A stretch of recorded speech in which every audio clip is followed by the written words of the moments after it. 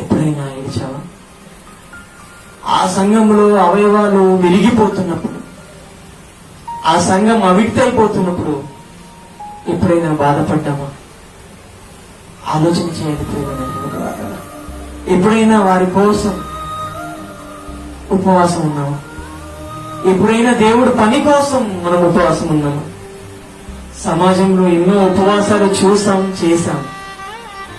కానీ దేవుడి పని కోసం ఎందుకో సంఘాలు ఉపవాసాలు చేయలేకపోతున్నాయి. అవిటిదైనా నీ సంఘం కోసం ఉపవాసం చేశాం. నీ సంఘం దేవుడి పని చేయలేనప్పుడు ఉపవాసం చేయగలుగుతున్నావా? మనం ఏ పనిలో దేవుడిలో ఉండగలుగుతున్నాం?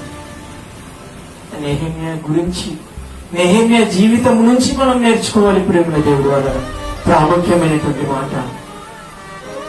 ఆయన తలపెట్టిన పని కోసం, ఆయన తలపెట్టిన దేవుడి పని కోసం ఆయన కన్నీరు విడిచాడు. ఆ పని సఫలీకృతం కావడానికి ఆయన ఉపవాసం ఉన్నాడు ప్రేమ దేవుడు వల్ల.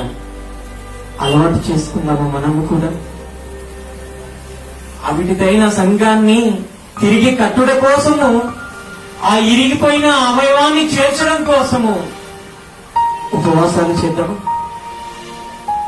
దేవుడి పని ఆగిపోతున్నప్పుడు తిరిగి ఆ పని ప్రారంభించడానికి తండ్రి మాకు శక్తి లేదయ్యా అని ఆ తండ్రి దగ్గర ప్రాధేయపడతాము. ఆ తండ్రి సన్నిధిలో ఉపవాసం ఉండగలమ ప్రేమైన దేవుడు. నెహెమ్యా అయితే ఉంటున్నాడు ప్రేమైన దేవుడు. నెహెమ్యా అయితే ఉంటున్నాడు. అదే ఆయన మనసులో ఉన్నటువంటి మాటను దేవుడికి ప్రార్థన చేస్తున్నాడు. 5వ వచనం ఎట్లనగా, ఆకాశమందున్న దేవా యెహోవా, భయంకరమైన గొప్ప దేవా, నేను ప్రేమించి నీ ఆజ్ఞలను అనుసరించి నడుచువారిని కటాక్షించి వారితో నిబంధనను స్థిరపరచువాడా, నీ చెవి యొగ్గి నీ నేత్రములు తెరిచి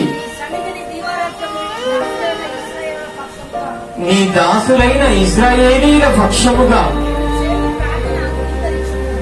ఇశ్రాయేలీల పక్షముగా ఎవరు ప్రార్థన చేస్తున్నారండి? నెహెమ్యా గారు. నెహెమ్యా గారు ఏమైనా ఇశ్రాయేలీలకు యాజకుడా, లేదంటే ప్రవక్త? 2 కాదు కదా,